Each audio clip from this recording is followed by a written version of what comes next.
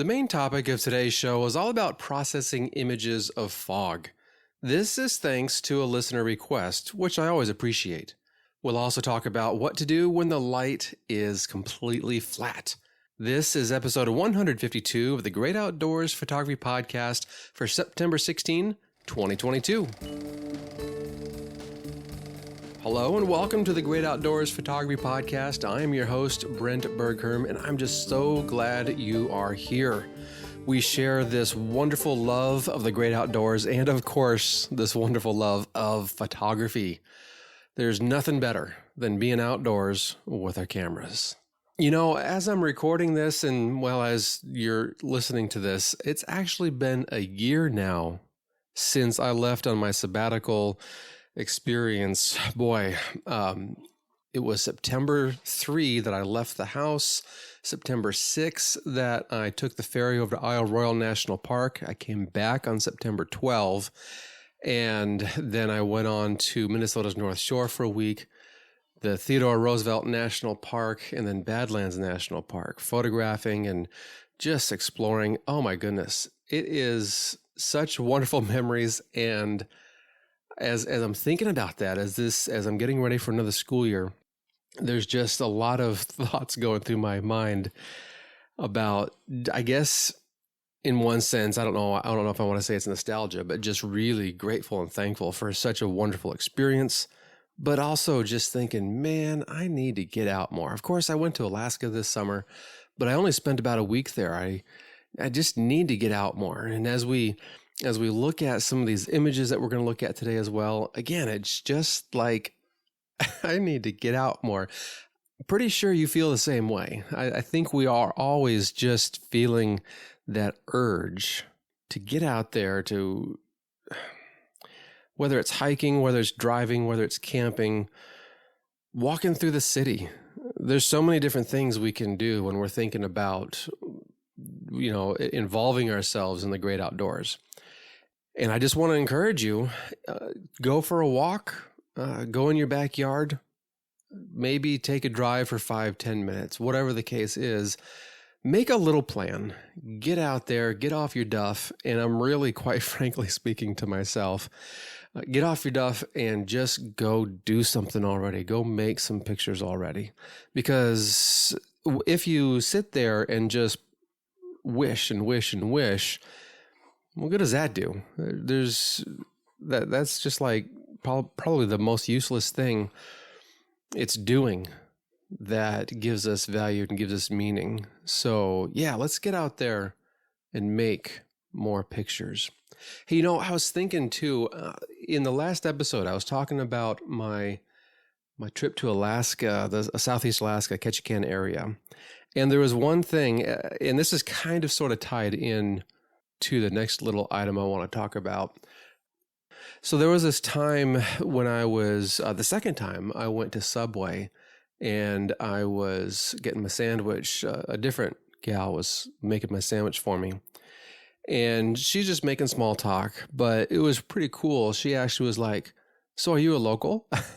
And I was like, whoa. I was like, I so rarely get that question, or so rarely am I mistaken, if I can put in air quotes, mistaken for a local. And then I started thinking to myself, well, what did it take? Well, I'm wearing my hiking stuff. I've got my fishing hat that I always wear. So that might help me look like a local. I hadn't shaved in about 5 or 6 days, and I hadn't showered in just as long. So I was like, is that what it takes for me to look? And I don't think I was smelling that bad, but you know, a skunk doesn't smell his own stink either. But is that what it takes for me to pass as a local in Alaska? I was like, fine, sign me up. I'll take it. There's only one other time that I can remember distinctly anyway, where someone mistook me for a local. And whenever I can do that, whenever I can blend in with wherever you're traveling, wherever you're going, I think that's when the reaction you get from people around you is certainly something that's a little more authentic, a little more genuine, because they don't see you as an outsider. They see you as one of themselves. They see you as someone who belongs. And that's just really cool. And so this other time that I was mistaken for a local, actually, I'm going to tell you another story. When I was in Croatia, I loved that country, and a lot of great things have happened there for me. In 2005, I flew in to Zagreb and landed fairly late at night, and it was raining, lots of rain. And I was at the bus stop. I'd made my way out of the airport, and I was at the bus stop, or was it their little light rail type thing, a cable car light rail thing? I can't remember which one it was, but I was waiting for some form of public transportation and on my way to my hotel. So this one fellow, he kind of motioned to me and then asked me a question, and it was completely in Croatian. And I tried to think, can I respond without opening my mouth? Because I just love the fact that he is assuming that I'm a Croatian. I just thought that was so cool. And I was just like, I can't do it. I just don't know I don't even know what he was saying. So how can I respond with anything? And so I just kind of opened my mouth and I was like, yeah, I don't know. This was I just ruined it, of course, for him. He's like, oh, and he went off and muttered to someone else or something else or whatever the case was. Oh, there was another time on our way to Ireland, the wife and I were flying Lufthansa Airlines. And let's see, we were flying from Portland, Oregon to Frankfurt. And halfway over, we're, getting the meals served up and whatnot. And this flight attendant, he comes in and he's verifying about the meal, and he's just speaking to me in German. And I just looked up and I was just like, yeah, you're going to have to say that in English. I saw him, he's kind of like tilted his head the other direction, so to speak, as like he was switching from German to English. And then he just went right in with his English. And yeah, so I kind of felt like a local, as it were, then as well. But this kind of gets me to the idea of just the love of travel that is really starting to, for me, to get a lot of juice, a lot of energy, a lot of desire to get back into some international trip of some sort. I'm rereading a book by Paul Theroux, Ghost Train to the Eastern Star. And this is a follow-up from a trip he did in 73, I think it was. This trip he did in 2006.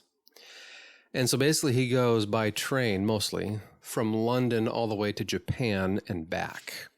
Now, certainly you have to do some ferries, and there were a few areas where he just had to fly. He wasn't going to be able to go through Afghanistan like he did in the 70s, because in 2006, just no one Thoreau, he likes to travel. People tell him, don't go there, and he goes. He's like a moth to a flame, or a moth to a light when someone tells him don't go somewhere. And I feel like I'm kind of the same way. When I see a report, the CDC is saying don't go to this location or that location or whatever, I'm like instantly trying to see, can I get there with my air miles? What would it take to get there? When someone tells me not to go somewhere, there's just this little kind of, it brings it to my attention. It makes me want to do it. It makes me want to go. Now, certainly I haven't. It's just one of those things that it spurs an interest. And so rereading this book has really spurred an interest of trying to go somewhere next summer.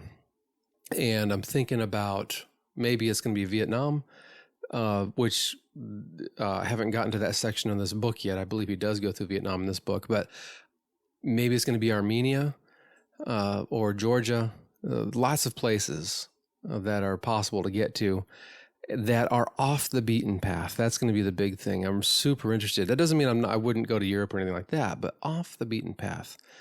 Oh, that's going to be what would really, I guess, for lack of a better description, interest me in getting somewhere. So anyway, just a few random thoughts to before we get our teeth really deep into this subject of processing fog images. I also want to insert something in here, and that is going to be a little recording of, I guess, a replay of this discussion that we had in the Great Outdoors Photography School that is hosted on my website. You heard me talk about that quite a bit last episode, and I wanted to give you a little bit of an insight of what has turned out to be one of the cornerstone pieces, the cornerstone events, happenings at the Great Outdoors Photography School. And that is our group live sessions, where I'm just coaching you guys up. I'm giving you an opportunity to ask any questions. We share the screen. We either do an image review, or I'll walk through things in Lightroom, or whatever the case is. And what we're going to talk about here is our discussion. Someone had a question about nodal rail, and do we need that for when we're doing panorama images? So let's go ahead and play that right now. All right, let us move on now. We have a question from Sam on the idea of, is it worth it to use a nodal rail for panoramas? So excellent idea, excellent question. And this is where I kind of instantly am tempted to shoot from a hip and just say no, but I really want to be careful here when I do that, because especially when you look at this price, $40 is not bad for a standard nodal rail. Now, first off, what is a nodal rail? It is an item that helps us adjust the camera on our tripod head so that we can rotate and pivot, I should say, the lens camera collection around the nodal point of the lens. And the nodal point of the lens is where the light path crosses, basically.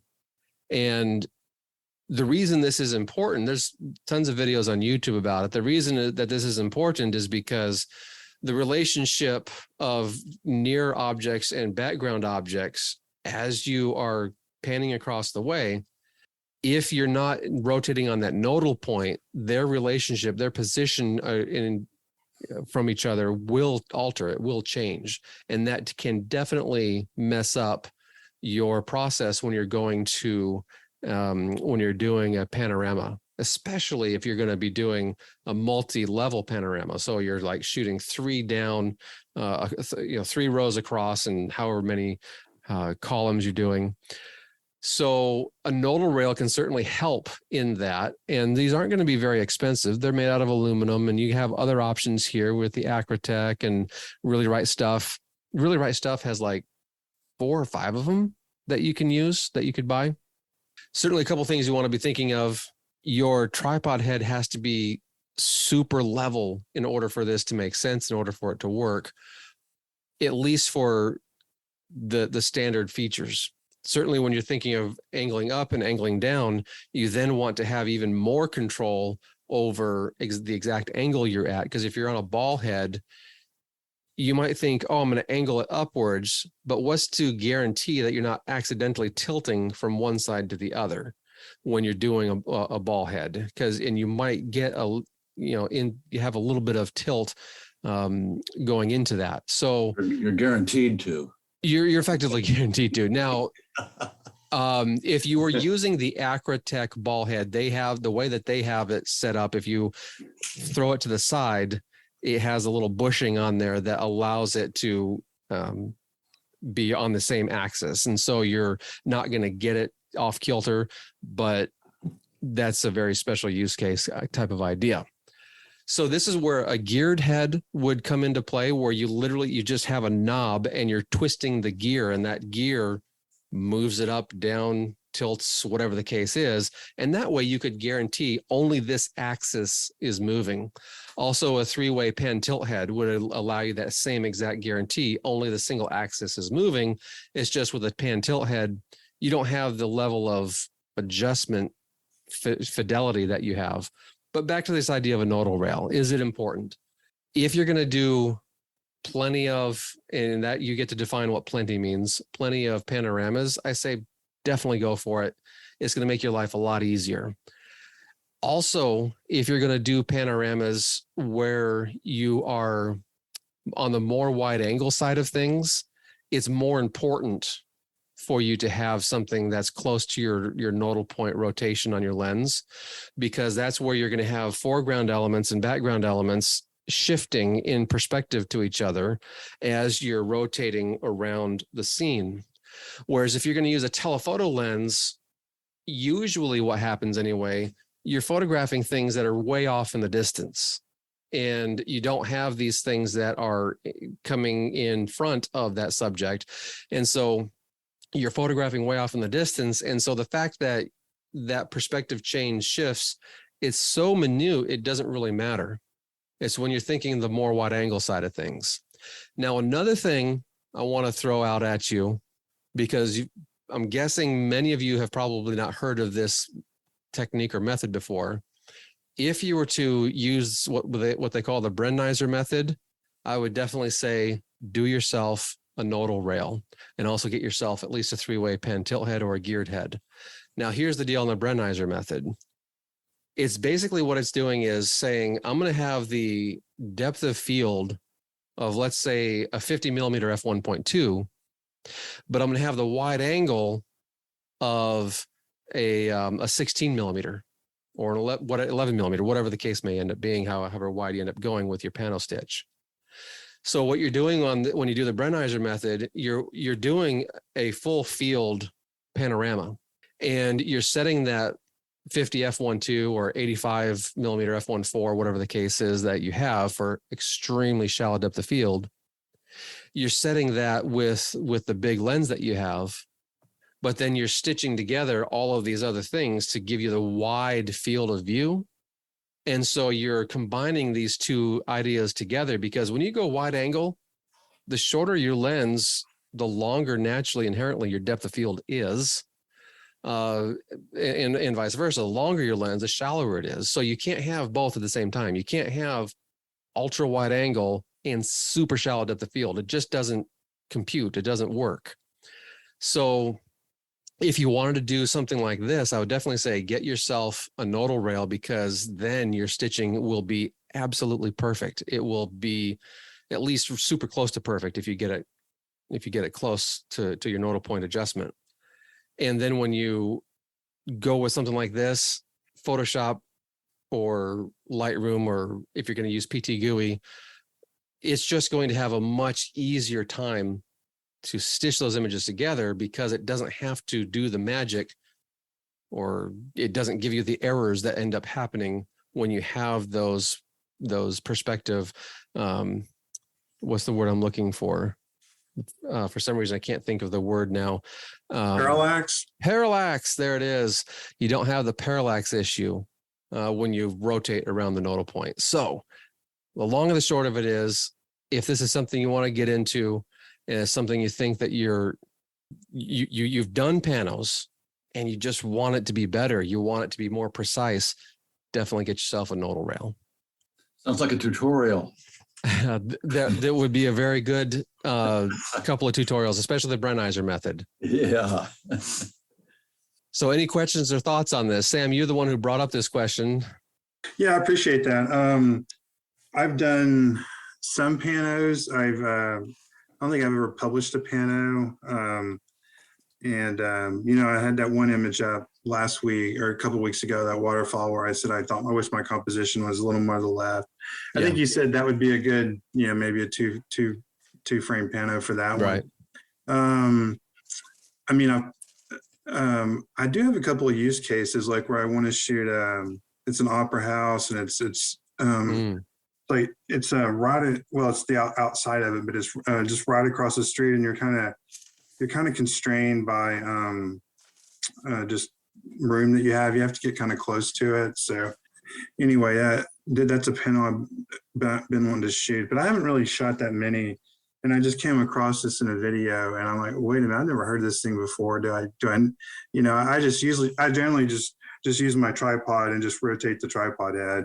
Sure. It's normally what I do. So I was just kind of curious. What lens lengths have you used for your panos as of yet? Well, it's interesting, because one day when I went out and I shot a whole lot in a park, I was using a 50 millimeter in portrait. Okay, good. So, so then I think I shot about 4 at that location. I got one I really, you realize, you learn too, that you really, really have to you think you have your tripod level, but it really may not be. Yeah. Once you learn that. And, I had a few things where like, okay, a clouds wouldn't line up in the sky. And then, like one of the buildings I came back and well, in reality, I was shooting from across the park. I could have just used a wider angle lens and really wouldn't need to use a pano in that case. So yeah, so I guess I don't have a ton of experience with them, but was just I didn't know if this, fixing this nodal point rotation was important. And another thing that I always wonder about too, like if I'm in an opera house example where I'm just shooting something across the street, I almost feel like I should be moving parallel to the subject as opposed to yes, rotating. And I've done those too. Panorama by shooting here, walking down the street, shooting here, walking down the street. That's an entirely different beast because parallax is your issue. You're moving 20 feet, 50 feet, whatever the case is between each shot, and getting your subject lined up from this side of the frame to that side of the frame, and knowing that that's where it needs to be able to converge, you're almost guaranteeing yourself a manual stitch as well, because the view of that object just totally changes as relates to as relation to the background, whether it's the sky, foreground, whether you have benches on the sidewalk, people walking in front, whatever the case is, you've got things in the foreground of it. It can work though if you have something that's very much on a singular plane and you can go exactly parallel to it. And then you just really take a good look at, okay, that's where that subject is. That's how high it is. That's how far it is in the frame. You walk until you have it mirrored on the other side, not mirrored, but it's just positioned itself on the other side now. And then you grab another shot. Hopefully you're straight across, not up and down and hardly at all. But that can work too. And you do get an interesting effect going on when you do that. But yeah, that can be kind of fun. And that's really how our iPhones do it. So when you take a pano from your iPhone, that's effectively what's happening too, even though you're kind of rotating around almost a nodal point. It's taking little slices every time. So I've done it too with the iPhone, where rather than just rotating the phone, I'll take it and I'll walk down the way. And it does a pretty good job of that too, although it can look really squiggly. Whatever you're doing. I was doing a presentation of something on a wall when I did that, and you got to be really steady when you're doing that, because it's something that you're walking along, and so it can get a little squiggly sometimes. But when you're doing that, tripod mounted and everything else, and you've got the ability to slow it down, yeah, go ahead and do it. But certainly a nodal rail doesn't serve you any purpose when you do that.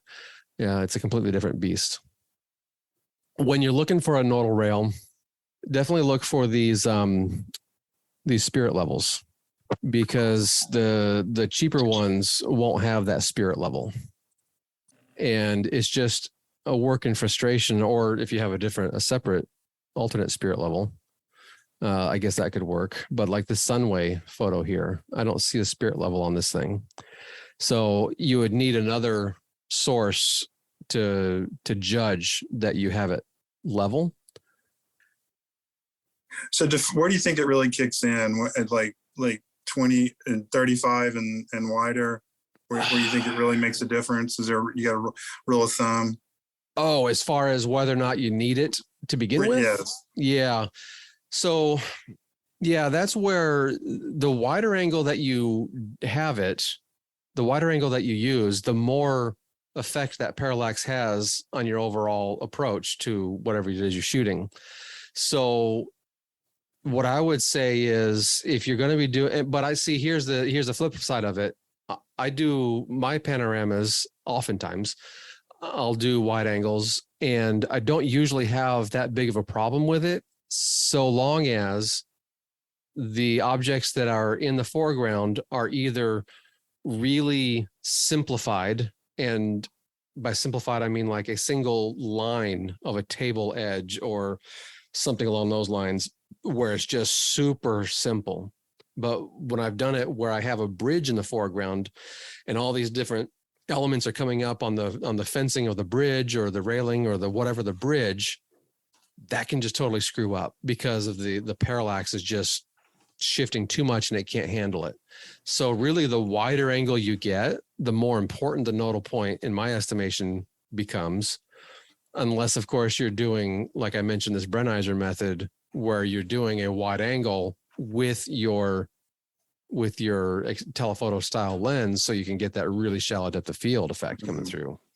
So if you do it mostly with your 50 millimeter and you hardly have anything, if anything at all, in your foreground, and by foreground, I'm going to say with a 50 millimeter, let's say in the neighborhood of 6 feet or closer.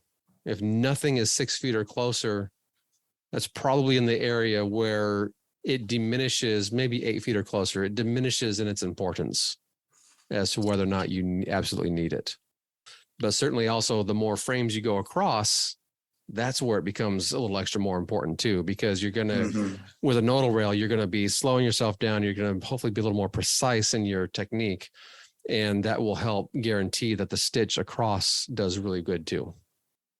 Hope you enjoyed that discussion about the nodal rail. It actually was a much longer discussion. I did cut some of it out.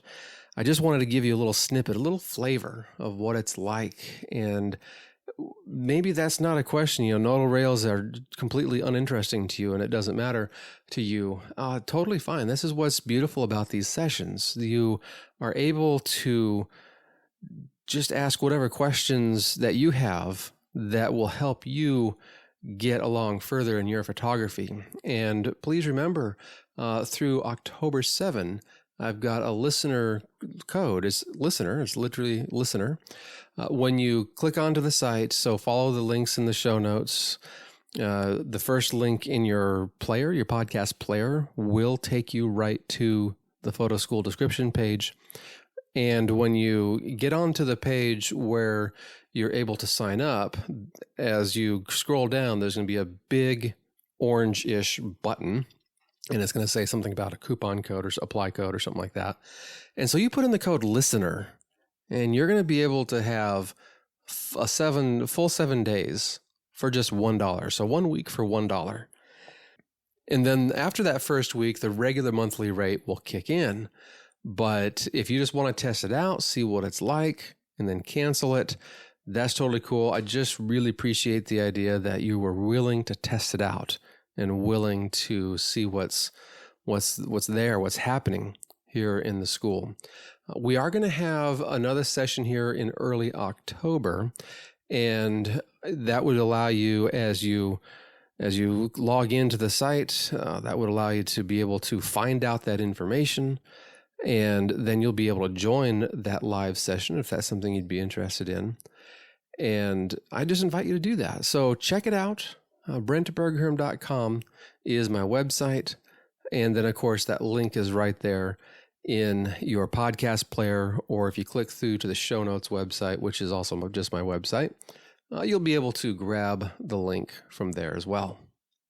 All right, let us head on over now to this topic, to this discussion all about processing fog images.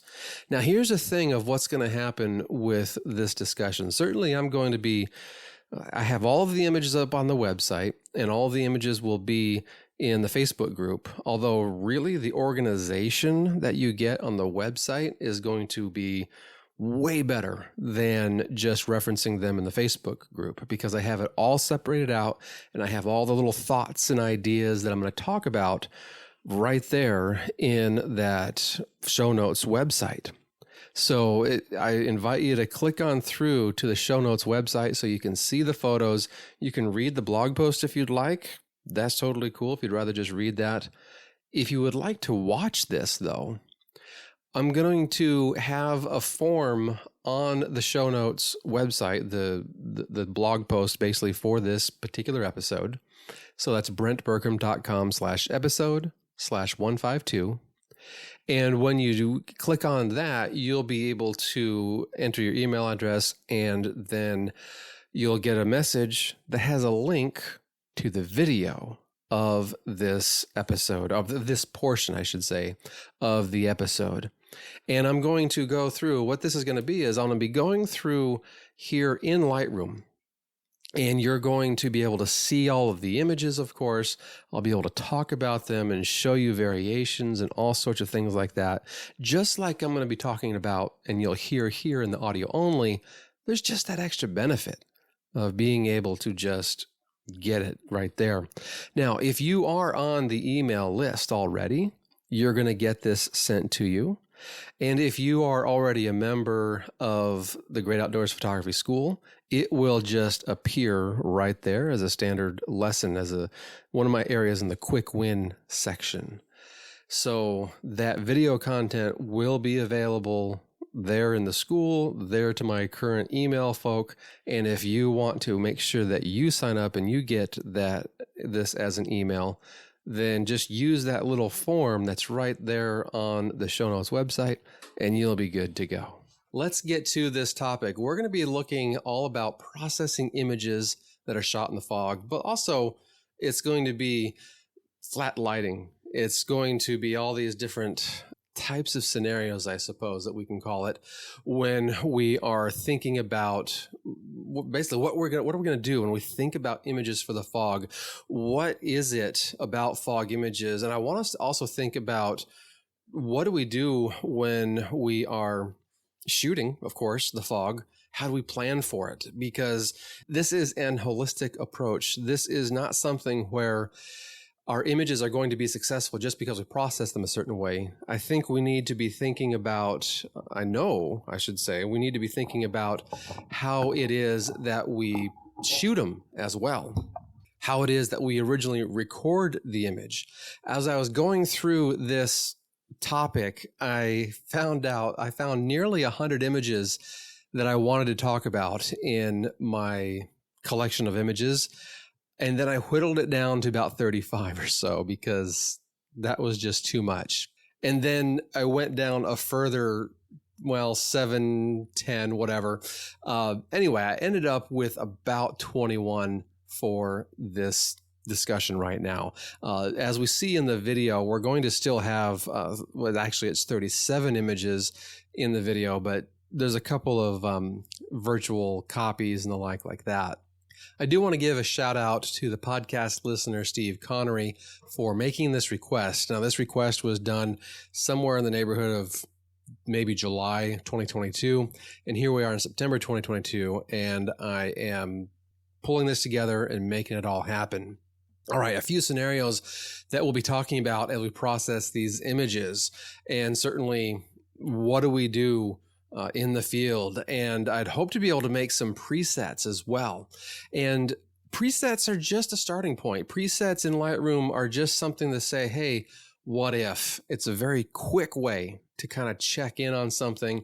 And my problem with that was I never really identified anything that was super, super consistent in my processing that just said, hey, this defines a certain look, or this gets me 90% of the way there, kind of a thing. All of these images are very much treated independently, very much treated by themselves or solely by themselves. What do you want to call it? And I think I forget where I saw this, but I had seen something from another photographer, another leader in the industry. And they were talking about how when you get to the point of being like a purposeful. I think that was the point. I almost said professional, but that wasn't the point. When you get to the point where you're purposeful in your image making, what you're also going to be doing is you're going to be very meticulous in your processing, meticulous in your shooting. And we've discussed this in the past in one of the live sessions in the Great Outdoors Photography School too, where a member had mentioned something along the lines of, there's a lot of granularity to my processing, where I'll use a lot of masks. I'll do some general global changes, but then I'll use a lot of masks and do some things like that. And we're going to see that in some of these images here as well. And I think I mentioned it already, but I did take the license a little bit when it comes to the idea of we're going to also be dealing with flat lighting, or otherwise very monochromatic images, monochromatic lighting, very even type stuff. So we're going to be doing both fog and these types of things because there's a lot of similarities. And as I was going through my images, I was just like, you know what? I know it's not technically fog, but there's so much there that just seemed to make sense in including these together. So that's where we get from. All right. So we're going to have some basic categories that we're going to be thinking about. And those are going to be these ideas that we're going to try and a little bit wrap our minds around as it relates to this whole notion of just so plain old, what do we do? How could we approach these? What types of ideas can we generate to have reasonable solutions for our images? And that would be considering color variations. This is actually, I'm almost surprised this has become a bigger topic than I ever expected it. 3 or so episodes ago, when I spoke, 2 episodes ago, I guess it was, when I spoke with Bree Stockwell, one of the things that she had mentioned that she was challenged by one of her contacts was to take an image and process it like 10 different times or 12 different times or whatever. Now, I'm still not going to do that. I'm not going to go crazy with super multitude of different adjustments, but this idea of color variations, first off, I just say, just do it. But then the flip side of that, or the opposite side of that, is to understand the reason why we might do it. How does it change the image? That's so cool. There's so many cool things that can come out of just a very simple technique, a very simple item there. All right. Before I get too far on with that, going black and white is another of these categories that we're going to be looking at. Paying attention to texture, very important design principle. Texture is very important there. Making color bold. So yes, going black and white, totally getting rid of color. Also just punching that color. And then what about near and far relationships? Something about showing depth. Fog is amazing about showing depth in a scene. And then certainly unique compositions. What are we going to do when the scene is otherwise kind of boring? How can we throw in some spice? How can we make this thing come to life? And then certainly some notions on bringing out the details and what we might dive into with that. And this is where flat lighting really can come into play. And we're going to be thinking about texture. So a lot of these categories really do have some overlaps where they bounce off each other, so to speak. But anyway, let's go ahead and get right to it. So, of course, I'm going to be here in Lightroom for those that are watching the video. For those in the audio only, we will be referencing the website. And so these 3 images on considering color variations, as we look at these images, certainly, I mean, they're the exact same image, literally the exact same frame. And what I did was I made virtual copies in Lightroom. So it's not like I have 3 separate shots where I have literally 3 separate raw files. No, they are the exact same raw file. And so the first image is, and I have all of this information listed on the website as well. So you can go through it and you can take a look and you can discern and learn from all of these processing pieces of data. So the profile on this first image of, and I should probably tell you, it's a silhouetted piece of rock on the ocean with the sun setting behind it. And I have blocked the sun with a little bit of the rock. And then I have 3 birds, 3, I presume they're seagulls, pretty sure they're seagulls, at least one of them for sure is. I have 3 birds perched on this rock. And then we have the bright orange of the sun, and it fades to a pale purple as you go horizontally. And as you go up in the frame, it fades to a blue, a nice quasi-rich, but not overpower type blue. And so the profile is Adobe Color. The color temperature is the only thing that changed between these 3 images. So I'm going to come back to that in a moment. My exposure from what I shot it was negative 1.05. Contrast I set to 4. Highlights and shadows were 0. White's negative 14. Black's negative 5. Texture was 0, clarity 28, dehaze 0, vibrance 35, and saturation 4. Now in the future images, if the slider was left at 0, I'm just not going to mention it at all. Just wanted to make sure we toss that out there. All right, so on this first image, the color temperature, I should say the profile really first, that was set to Adobe Color. The temperature is set to 3042 and the tint is set to 19. So the tint adds on a plus, adds a little bit of magenta tones to it. The temp 3042, kind of sort of on a coolish type of interpretation, but not super, not super. And I should say it kind of more or less comes across cool. This is what's confusing to me, because like on the last one, the color temp is 2000. That's where the white point is, which means everything's going to look very blue. Otherwise, if you have a normal white point actually literally present in your image, and then you set the white point to 2000, that's going to cause everything to look very, very blue. All right, it's kind of confusing on that, but I'm just telling you what the numbers are from Lightroom. So as you go through your images and you're trying to play around with some color variations, you'll get an idea of what's going on there. All right, the middle one is certainly the same silhouetted element, but the background is just 100% orange. Varying differences of the orange, varying ideas on what the orange is about, really. We have that central focus of where the sun is, and then it very subtly radiates out to a somewhat weaker orange, somewhat less punchy orange. Even the water that you can barely see on the periphery of the frame is coming in grayish to orange, kind of an idea. Everything in this image, everything is orange. That's all there is to it.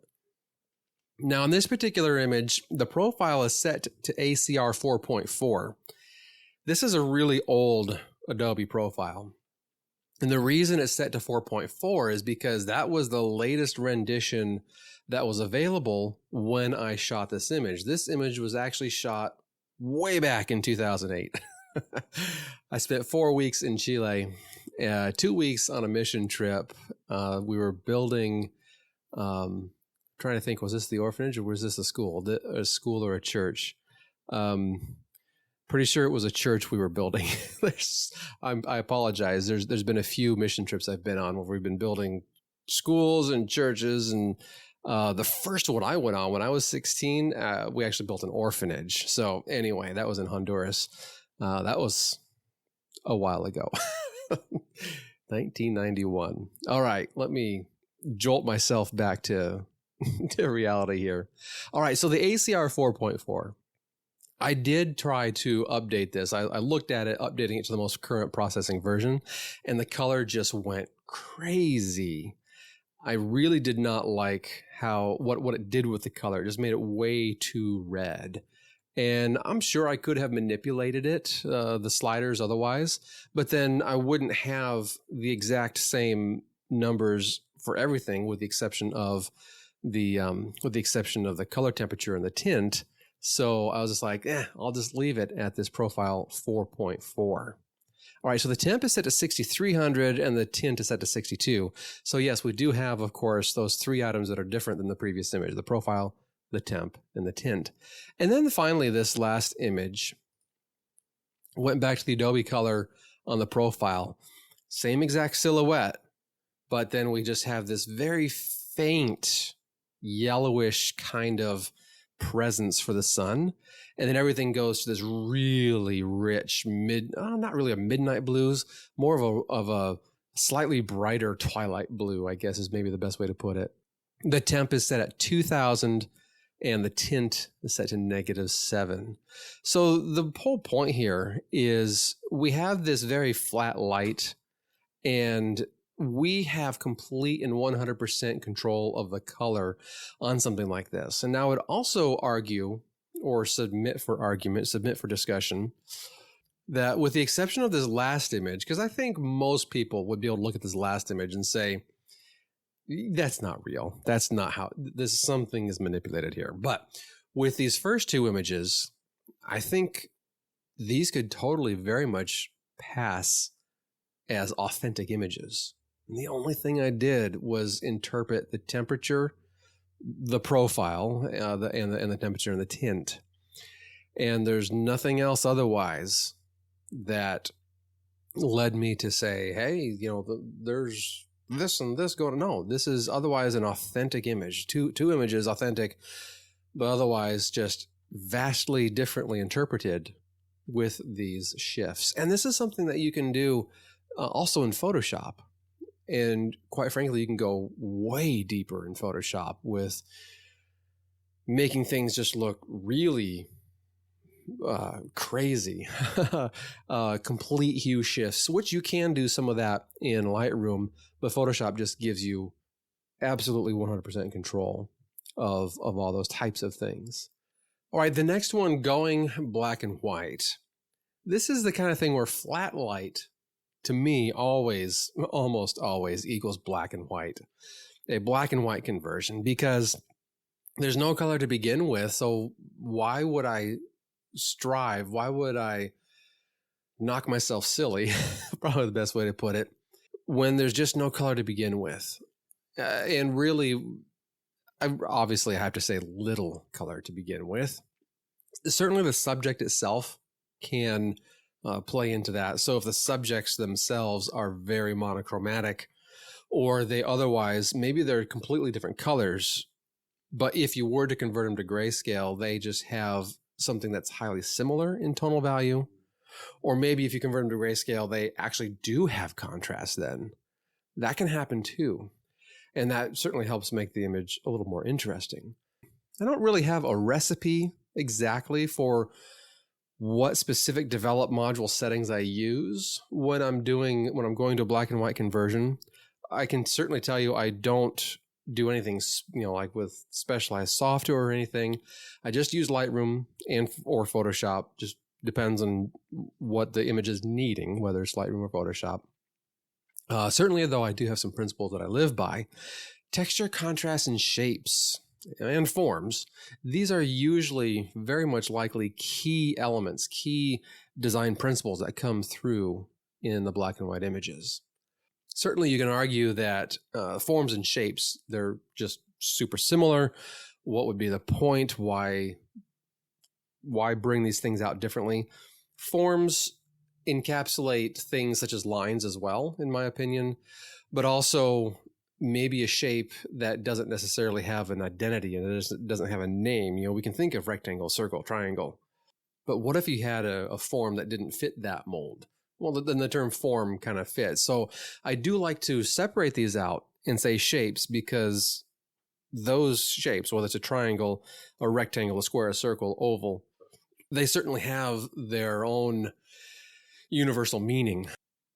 Whereas forms, they're less defined. So we just want to be able to, I guess, make sure we don't forget them either. I don't know if that's the best way to put it, but we just want to make sure we're covering our bases here. These are the things, though, texture, contrast, shapes, and forms. These are the things I look to emphasize or effectively rely upon when I'm converting to black and white. So if I have an image that doesn't have any color or very little color to begin with, and it also doesn't have either of these things, it doesn't have texture or contrast or shapes or forms, any single one of these can be present. But if they don't have any of those, then pretty much, what's the point? What's the use? The image is kind of blah.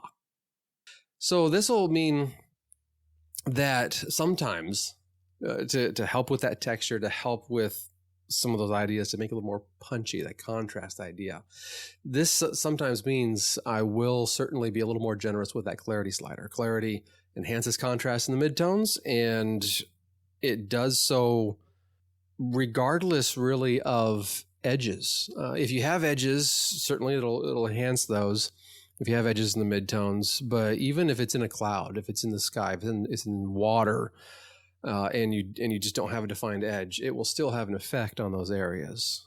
Certainly I use texture as well. Texture focuses, though, on those edges. If you don't have edges, then texture will hardly do a thing for you.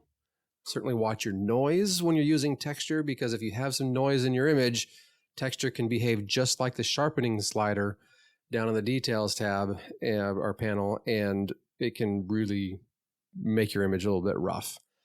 Certainly, I'm going to use masks as needed. And so let's start talking about some of those as well. I did actually use some masks in that previous image. And I used a linear gradient in the lower section just to really help keep that silhouette just super, super dark. I wanted to make sure that there was no chance any type of texture was going to come through. And so I gave it about a half a stop of exposure adjustment on the lower portion. So in this next image, this comes from India. I actually have two images from India. And boy, howdy, I just love this next image. It almost feels weird to hear someone talk about how much they love a picture that's their own picture, because a part of us says, well, of course you love it. It's your picture. So the expectation, there's nothing that should surprise us with that kind of declaration. I always try though to certainly help you understand why. The why is always big with me. And I love this image for several reasons. Number one is India. India is awesome. But number two, it's the story behind the image. We got 5 people sitting on a roadside, basically hovel, ramshackle, almost hut, but it's more than a hut. In the very far background on the right-hand side, we've got a tractor. So we've got this sense of we are not in the city. We are on at least the outskirts, if not further out from the city. On the left-hand side, we got this large cart with these large bicycle-looking type of wheels. It's a 4-wheeled cart, however. We have this woman sitting towards the center of the frame, and she's facing the 4 gentlemen that are in the frame. And all the 4 gentlemen are actually kind of facing her direction. So there's just lots of activity going on in this image. And then I had to go black and white because color was just useless. And I saw these textures. I saw these forms. I saw the lines. I saw everything that was otherwise happening in this image. And I was just like, I want the eye to feast on those things. And so I'm thinking of, in particular, the pile of wood that effectively makes up the roof of this dwelling. And then, of course, we have the tree emanating up from behind it. Oh my goodness, it is absolutely chaotic. This image is almost 100% chaos, but it's the piece of those people, P-E-A-C-E piece of those people. And it's the relative negative space of the foreground, the far foreground at the very bottom of the frame. It's just the dirt. We've got a few pieces of debris otherwise, light colored debris otherwise, but it's just the dirt kind of leading up a hill to these people. And it gives us a snapshot. It gives us an idea of who they are. And certainly an idea of how they live. The other reason I love this image is because of how it was made. So I was in a minivan with a small group of people. I was in a minivan in the front seat. We had a driver. They, in India, they drive on the other side of the road. So I was on the left-hand side of the vehicle. My window was down. And I'm looking up ahead, and I'm totally doing some drive-by shooting with my camera. And I'm just hanging out the window, and I looked ahead, and I saw this thing, this hovel, this dwelling. I was like, oh, that looks cool. And so I had my camera set to 1/400th of a second, f3.5, 28 millimeters, ISO 400. And I was certainly going for this idea of let's expose for this midground area. I know it's backlit. This is not something I can get bent out of shape over. I have to, I just have to do this and let the bright background do what it will. And so got maybe 2 frames. The camera's on motor drive, just kind of panning along, following as we're driving along. Got maybe 2 frames of this dwelling. And usually when I'm shooting, I look at a scene, I absorb the scene, I come across it, I walk back and forth, I'll look at it from all sorts of different angles, really just trying to study the scene. And then I'll trip the shutter. Well, in this case, I trip the shutter and I can sit and contemplate and study this for as long as I want. And that's part of the beauty of this too, because it just whisked by at about 40 miles an hour. It was just done. But then I can come back and look at it and just love it for what it is. Now, I spent so much time just describing the image. This is on the road from Delhi to Agra, going down to take a look at the Taj Mahal. All right, so let's quickly talk about our profile settings and such, our develop module settings and the like. Oh, I also have one mask where it, just a little bit, I use a brush mask to paint over the people and to just draw them out just a little bit more with a slight adjustment on the whites slider to just pull up the bright tones just a little bit. All right, so my highlights, the profile, Adobe Standard Black and White. So Adobe has the two main ones, I should say, the Standard Black and White and the Monochrome. So this one's Adobe Standard Black and White. Highlights, -52, shadows 36, whites 32, blacks -24, texture 25, clarity 29. So with these types of settings, we can certainly see with the highlights and the whites both at the negative numbers and fairly strong negative numbers. The highlights anyway were definitely very overexposed. They were effectively blown out, and we can see the warning on the histogram. The little warning triangle in the upper right hand corner is on, and so that tells me I do have some areas that are absolutely blown out pure white. Now, as I hover over it, the amount of red highlighting that comes in is extremely minimized. They're so hard to pick out, but they're there. And then I have the same in the black too. In the lower right-hand corner, under the shadow underneath one of the logs, is full-on black, and to me, that's enough. We have those. We're using the full accomplishment of tones, so that's good. In fog images, though, we're not always going to do that. So don't think that that's an absolute necessity. Now, Ansel Adams would say it's a necessity, but don't think that it's an absolute necessity, especially when you're shooting fog. So I wanted to control those tones so they wouldn't just blow out. And when I actually submitted this image, as part of my master's program when I was getting my degree from Savannah College of Art and Design. I have a master's in digital photography from them, and I took a printing class. That's basically where I just completely fell in love with fine art printing. When I shipped in my prints, the professor was just like in awe over this image. He just loved it. But the thing he really loved and he really highlighted was the fact that there was nothing in the image that was a blown highlight. He was like, you have these beautiful tones, but there's nothing that's just pure white. And that, he emphasized, was extremely important. And I believe is extremely important too, because when you have a pure white area in an image and you're printing it, depending on your paper, but most papers will do this, you can notice a difference in how the paper texture is portrayed. Even the slightest amount of ink coverage will tone down the sheen, will do whatever you need it to do in order for it to look right, in order for it to look like the rest of the image. Whereas if you leave it with no ink coverage, it can just look a little odd. And so he praised me for that. But yeah, certainly it's the story behind the image, but also just the whole idea of what the story is in the image.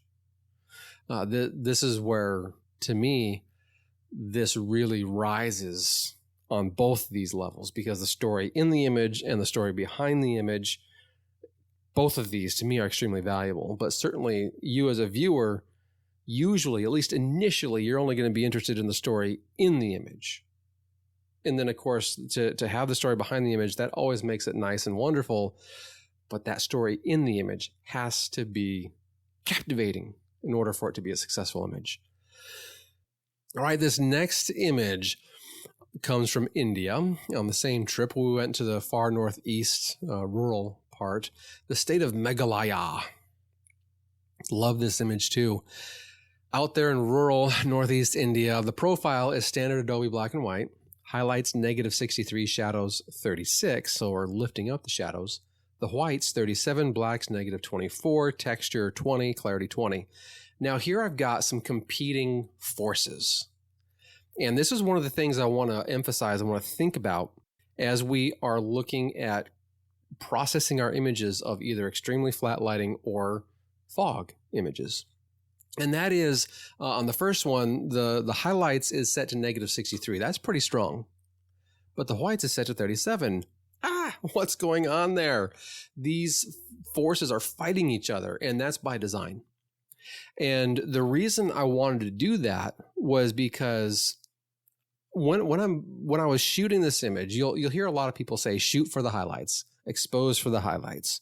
And what that means is that you don't clip out those highlights. You don't cause them to go to the blinkies, basically, when you're shooting. What I like to do is go a step further than that. When I know that it's the highlights that make the image 100%, I like to go a step further. And so what I mean by that is in this area on the histogram in Lightroom, if I hover my mouse over the different areas in the histogram, for instance, when I hover it over the highlights item, I can see that the highlights slider is set in bold. So I can see this is the region that the highlights slider mostly affects. This is where all of its attention goes to. And then this goes from roughly in the neighborhood, if I were to go from 0 to 100 on the brightness scale, this would go from the neighborhood of about 65 to 70 brightness. Let's go to 70. Let's just say it's 70% brightness, to about 85 to 90% brightness. Let's just go ahead and say 90% brightness. So it goes from about 70% to 90% brightness. Yeah, that's about right. Then the whites slider takes the care of that last 10% from 91 to 100% brightness, or 90 to 100% brightness. And when I'm pulling these items apart, lifting the whites slider to the positive side and taking the highlights to the negative side, what I'm doing is I'm spreading that section, I'm spreading that area in the histogram. And what happens when we take our histogram and we spread it out? That's increasing contrast. So this is the way that I'm controlling contrast only in, I'm not using the contrast slider because the contrast slider will just take it and push all tones apart. And so it'll take highlight tones and white tones, and it will just continue pushing them further and further out. And it takes the dark tones and it continues pushing them further and further out. Well, in this image, I needed contrast in my deep tones and I needed contrast in my bright tones. So I left the exposure alone, I left the contrast slider alone, and I put a negative value in the highlights and I put a positive value in the whites. And I did just the exact opposite. I put a substantial positive value in the shadows and a negative value in the blacks, also causing that portion of the histogram to spread out. So my midtones specifically, they kind of got crunched a little bit. There's a little bit less contrast in the midtones, but that's why I then bring in some clarity. That adds contrast to the midtones. It kind of counteracts that a little bit. And there you have it. That is the thinking behind this image anyway. So as you are looking at your images that you're looking to make of flat lighting or fog, certainly expose for the highlights. But as you're looking at your histogram in your camera, don't let it just spike all the way up to the very edge and then just fall off before it clips. Take it down another third of a stop. By doing that, what you're going to be able to do, especially in flat lighting, because you're not going to lose any of your dark tones. Because if you're in some lighting where you're going to lose your dark tones by taking it down another third of a stop, well, then you're not in very flat lighting. You're in fairly normal, regular lighting. So if you let those bright values spike right in that area at the roughly 90% brightness, and then when you get to post-production, you can pull those items down. You can pull the items for the highlights down, and you can pull the whites slider up. You're going to increase contrast in your highlights, in your bright tones, and that's just exactly what you need. There is there's 2 masks on this one. I have one brush mask for the person, and that's just to brighten her up just a little bit. This is the bicycle rider.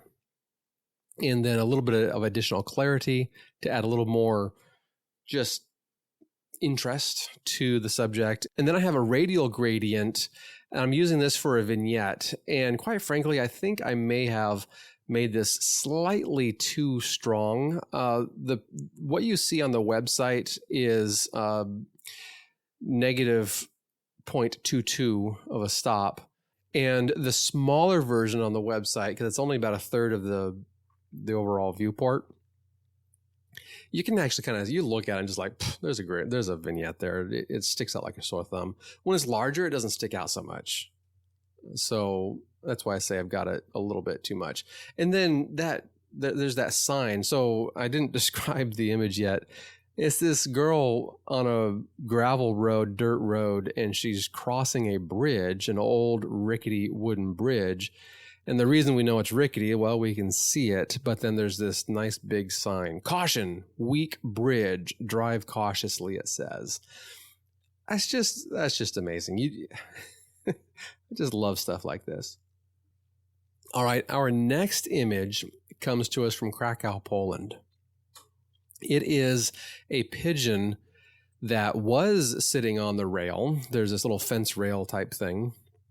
And I ran up to it, and it flew away, totally planned, shallow depth of field. So the castle in the background, I think, is the Wawel Castle. I should probably look that up. Yes, that is the Wawel Castle and the Vistula River that we see in the background. And then this pigeon is flying, and its wings are extended forward, and it's creating a beautiful form. And the tips, the feather tips, as you get closer to the tip of the wing, becomes more and more blurry because of the action that's happening, because they're, flapping like crazy. Lots of good lines, strong lines, good negative space up above in the upper area. I do see in my histogram the highlight warning is going off. As I mouse over it, it does seem somewhat significant. So let me go ahead and click that, and it holds it there. So I have a plus 41 on the whites. I probably should have checked this earlier. And I'm going to go ahead and I'm going to pull. Oh, I know why I did that. Plus 40 something. We'll just go back to 40. So I talked earlier about not having any ink come in on the page. And when you're printing, if you're going to print this, this is the kind of thing, if this is just done in, social media and whatever else on the website, virtually you'll never notice the difference. You'll never notice what's going on here of what's happening. That is that it's going to pure white. But if you're going to print this, certainly you'll see something happening. This is where I would make a manual adjustment in Photoshop and just drag a levels curve adjustment, or really a curves adjustment is what I should say, just a straight curves adjustment. And I'd pull that brightest value of 255 down to about 250. And that'll just solve everything. You're basically just constraining that. In Lightroom, we can't really do that per se. Actually, with a tone curve now, we can do that, where I can grab that and we can see I've got a value there. It says input 255, output right now it says 247. Now it's going to be 250. So I'm doing the exact same thing that I would do in Photoshop. And now I can highlight, I can mouse over that highlight warning in the histogram in Lightroom, and it goes away. So yeah, I used to be relegated to doing this in Photoshop, but now I can do it in Lightroom, which is really nice. This is the tone curve.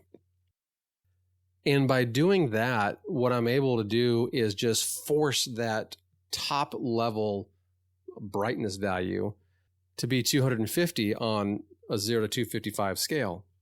So why did I process it this way? Let's go through the rest of the process settings and I'll get into why.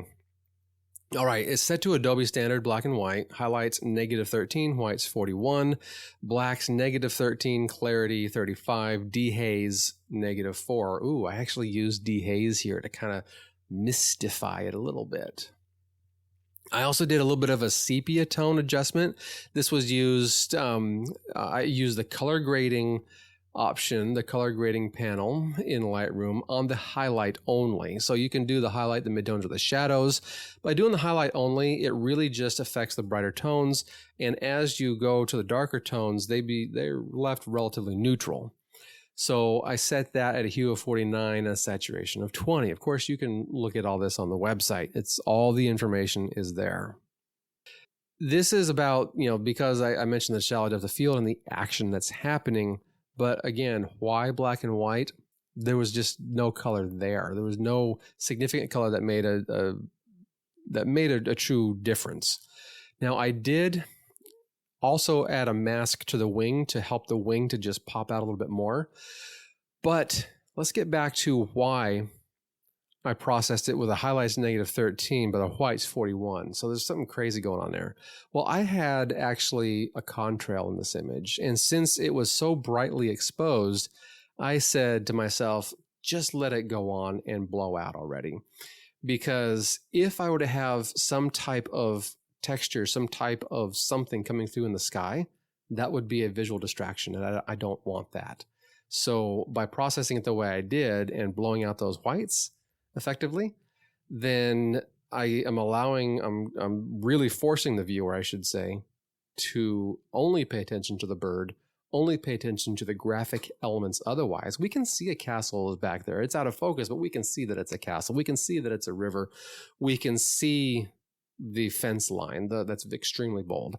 But it comes down to what is it that is important in this image. And so I wanted to blow out those highlights. All right, in our next set of paying attention to texture, there's just something about texture that just works in the fog. It's amazing. And this image is a fence post with some barbed wire strung across. 2 strands of barbed wire is what we see.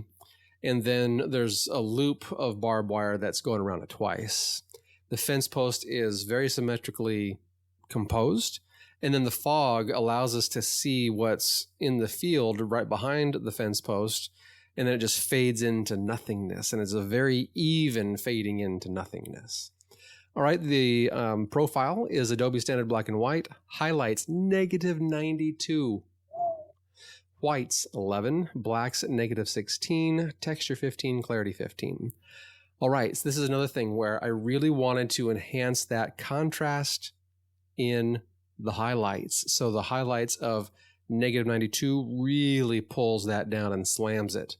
But then the whites, let's just make a little correction so we can keep some nice and bright colors. And then we had that nice even transition in the sky from ground to sky. You can almost not even tell where it transitions. There's a subtle variance there we can tell, but hardly can you tell.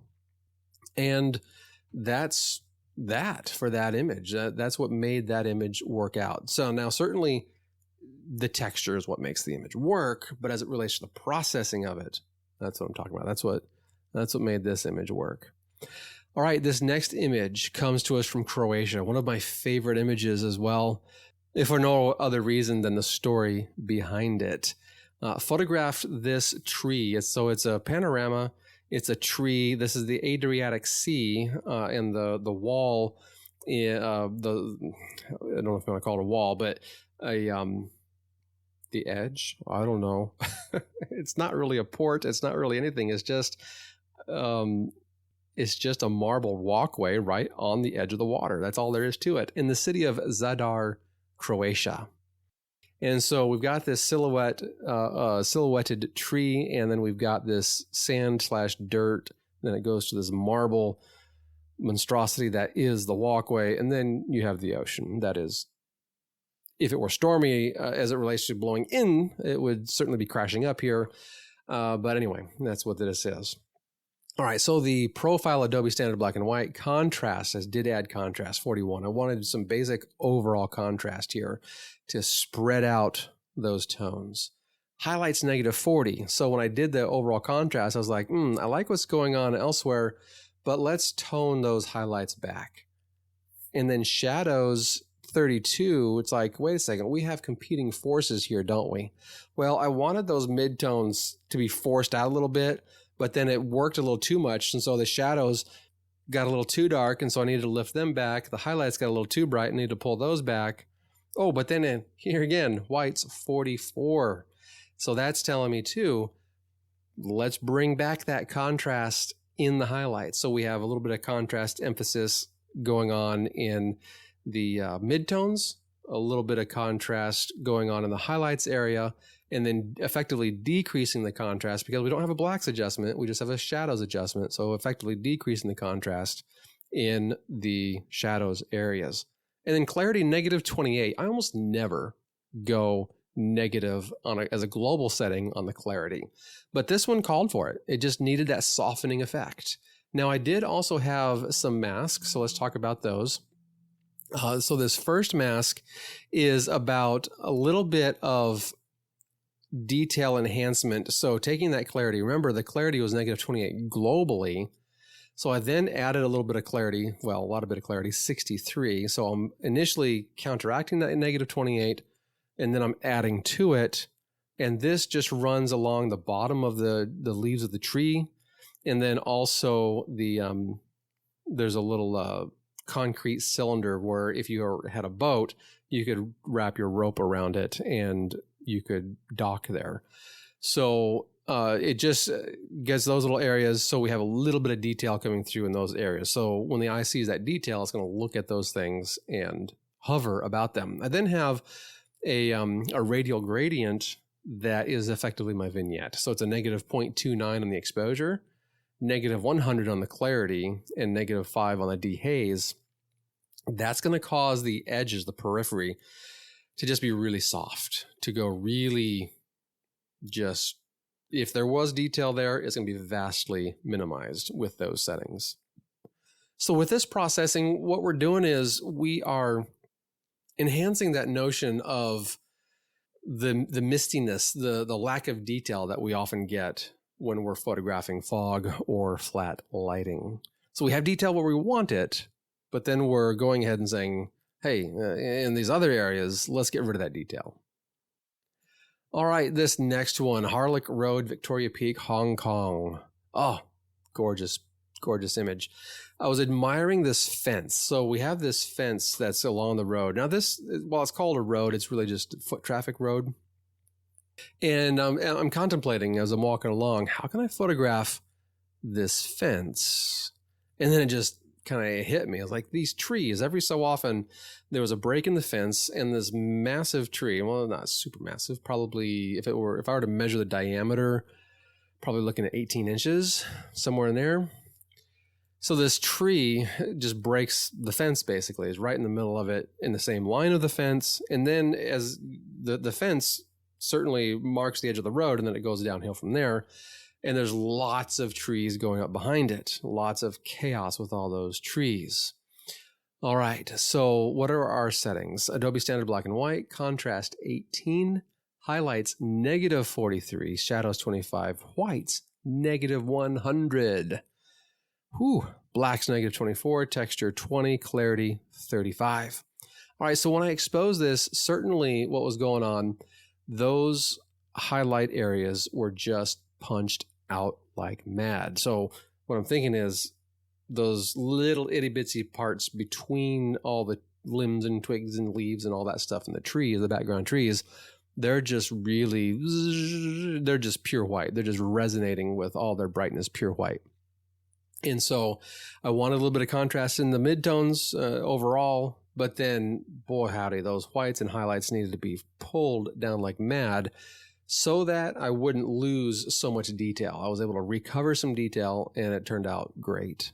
So with a texture of 20 and clarity of 35, really that's for the benefit of, well, I guess everything, quite frankly, but the tree trunk for sure itself. I then have an additional mask that's just the tree trunk, and then also along the area that where the fence is mounted into. It's like some kind of extended rock or concrete or whatever, sub-wall or whatever. I have additional clarity, 49, added to that to give us just this little extra crunchiness of detail in those areas. All right, making color bold. Making color bold. With your flat lighting, sometimes all that you can do is just make your color really, really bold. And so on this image, I've got some wind machines, some electric power generator wind machines. I'm in an airplane, and I am photographing the sunset silhouetting these wind machines. When you're shooting this, you want to really be careful about how bright the sun is. Everything is about exposure for the highlights here. And then because I did that, the color just went to the super deep, rich, blood orange kind of an idea. And it is powerful. It's very rich. I was flying with one of my colleagues at the school. They had just gotten a Piper Cub. And so I was like, hey, let's go get some pictures of the Piper Cub. So I got some pictures, but then we went flying around this area. And so I then made a nice, huge print. It was probably 6 feet wide by 4 feet tall, somewhere in there. Gorgeous, gorgeous, gorgeous. And let's see, I'm at 400 millimeters f/5.6. What is it? 1/1250th of a second at ISO 200. And oh man, it's all about the power of the silhouette for sure on an image like this. So let's quickly run down the numbers. Profile is Adobe Standard. My temp is set to 5200, tint 27, highlights -20, whites 24, blacks -30, clarity 12, saturation 12. So what happens here? On the highlights -20, certainly I wanted to pull down just a little bit, but again, increasing contrast in those bright areas. But because of the overall exposure was such that the sun itself is not blown out to pure white, I can do this. If I had gotten an improper exposure, I wouldn't be able to do this with these settings. I would be all about, I need to recover that information in the sun. Oh, I got it too bright. But no, when I was shooting, I knew I gotta have color in that sun. That means I'm going to not let it show the blinkies on the back of the camera. And then with the blacks set to -30, I just really wanted to make sure that those areas in the lower portion, those silhouetted areas and on the ground, they were a nice deep black. All right, bold color number 2. This next image is bringing us some in-camera movement. A lot of times in-camera movement just totally makes sense. All right, this is actually at a waterfall during the fall time. So I've got some green and orange leaves, and I've got a big white blob in the background along with some other green blobs in the background. As I was photographing, I was all like, oh, this is great. I love the waterfall. I love the leaves, love the color. But it wasn't giving me the sense that I wanted. I wanted the wind to blow those leaves even more and give me a really soft kind of texture coming through. It just wasn't happening.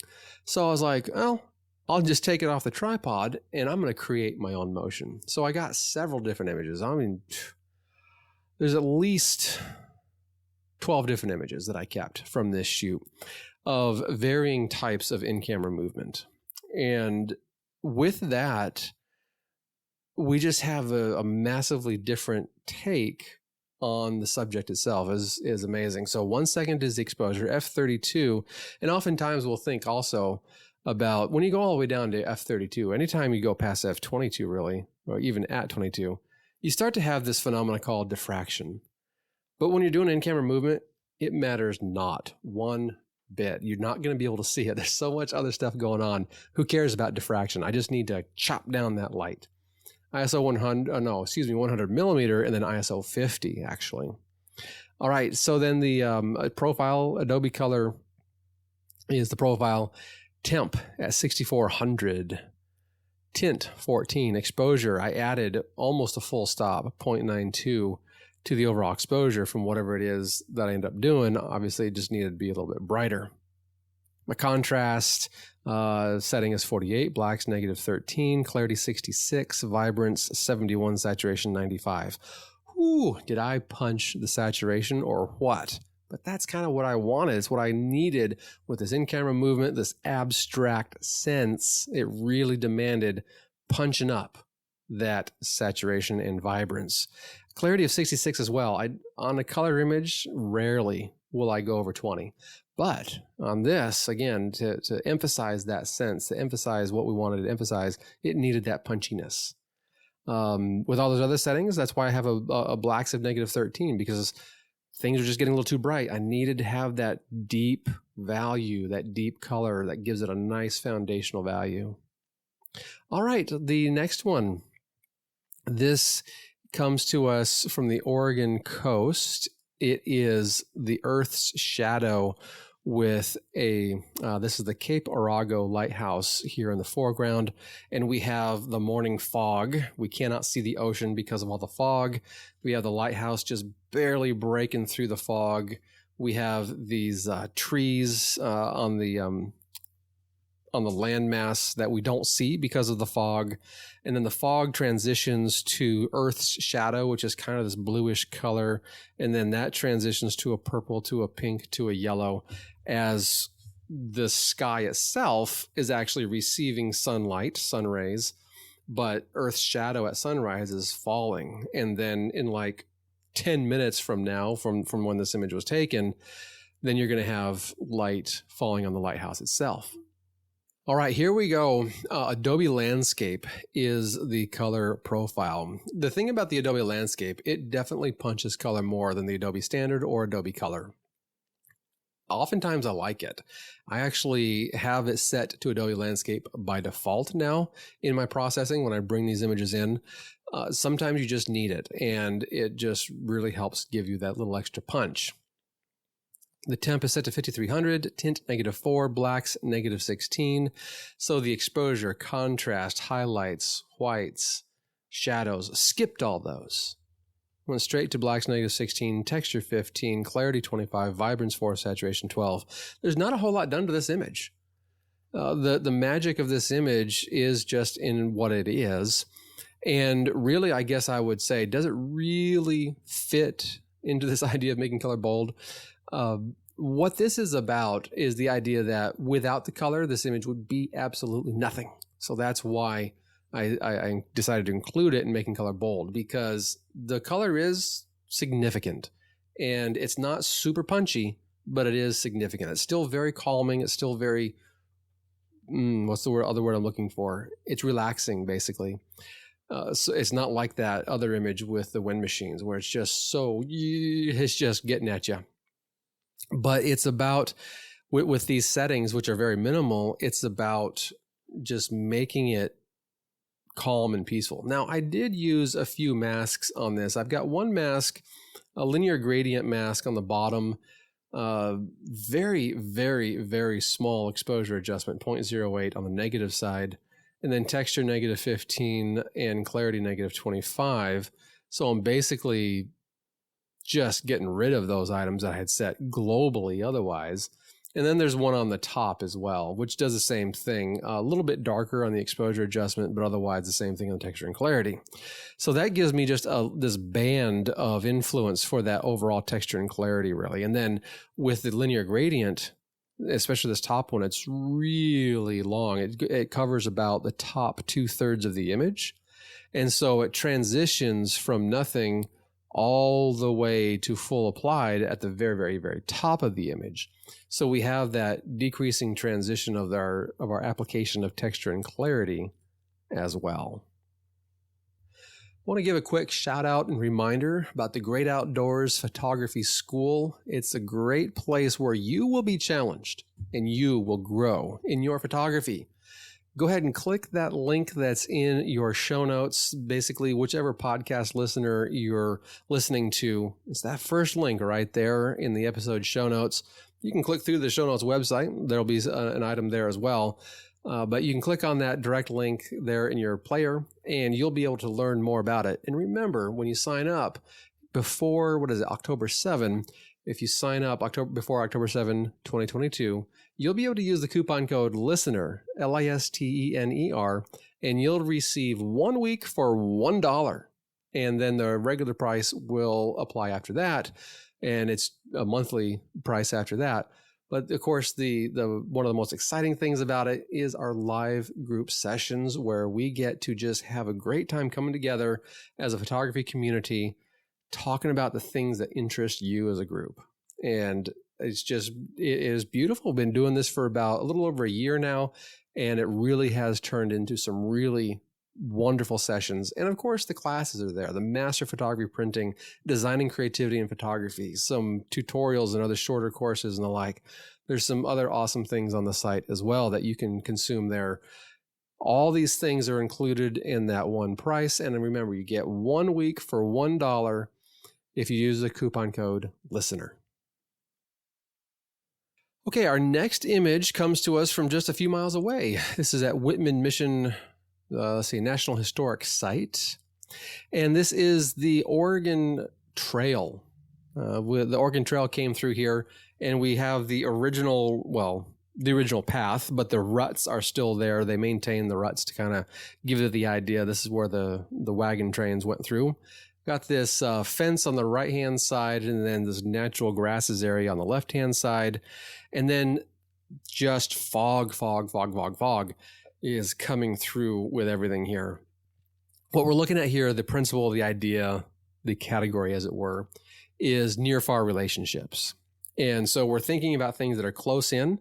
We have the definition of those ruts in the foreground. They get less and less defined as they go into the fog, as does everything else, whether it's the grasses on the left, the fence on the right, everything else. And then we have these trees kind of popping out of the very bright sky.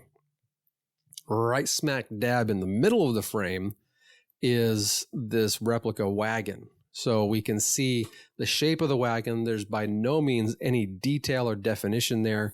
It's just the basic shape otherwise. So let's talk a little bit about our processing settings. The profile is Adobe Monochrome this time. Highlights -76, whites +5, blacks -33, clarity 25.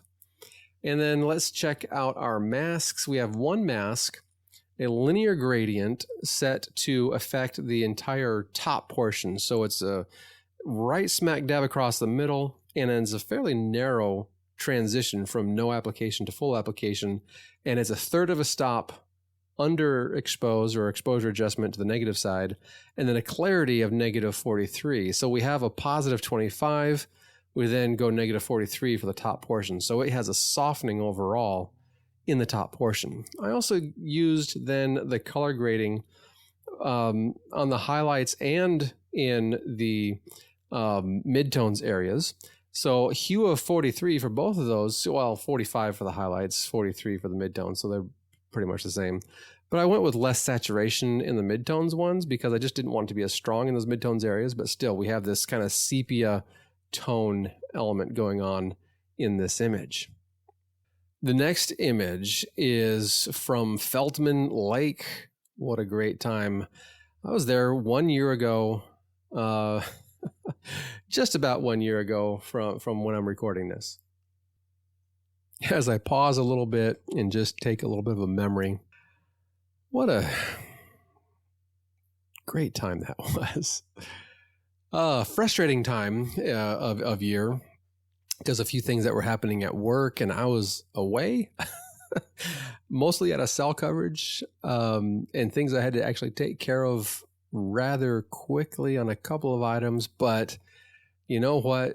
Thankfully, when we look back on things, at least I'm of this type of character anyway, the negative aspects of these experiences tend to decrease over time. And that's really a good thing. That is for sure.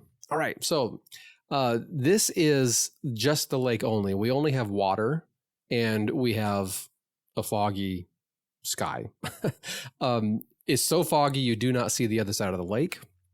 It's a fairly small lake, so under normal circumstances, you most definitely would see the other side. This is an internal lake on Isle Royale National Park, so this is not Lake Superior, but which you would not see the other side of the lake if I was on Lake Superior. But anyway, so we have these ripples in the water, very, very, very flat lighting because of all the fog, low-lying clouds. And then we're able to see through the water in the foreground to the bottom of the lake. So we have the sand or the dirt, whatever it is, and then some light-colored rocks that are kind of peppered throughout. And then those transition to the water transitions to the sky. So this image is all about transitions and all about mystery. That's exactly what I get when I look at this image. I think about mystery. All right, so from the initial exposure that I made in camera, the adjustments I made in Lightroom are exposure plus half a stop, contrast -5, highlights -39, shadows 45, whites 23. Again, this idea of increasing contrast in the highlight areas. With that highlights -39, whites 23, I'm spreading those values out. Blacks -5 and clarity 39. I then have a bit of a mask. So I got two masks, a linear gradient, basically starting at where you can barely see the horizon and then going halfway down the water. That's where it comes to full effect. The horizon is zero effect. Halfway down the water is full effect. And what we're doing there, we got quite a bit going on. So highlights -72 on this linear gradient. And then the whites plus 65. So we're talking about some massive contrast in those bright tones. This is going to help me bring out those rocks that are those little tiny, tiny little rocks that are in the water. And let's see, our blacks is -10, and then our clarity is 35. So this one is all about bringing out those rocks for sure. And I remember when I printed this for my art show, I really had a challenge. I was making this print on Canon Infinity Barita Photographique 2 matte. What a beautiful paper. That paper is so delicious and so creamy, and so everything about that paper on a matte paper is absolutely 100% gorgeous, except for the fact that it does not hold shadow details very well. So I've printed this. I've printed many different pictures on other papers, and the way I process them normally, I'm like, yeah, that looks pretty good. Get it going. And when I did my art show, that's how it happened for like 90% of the prints.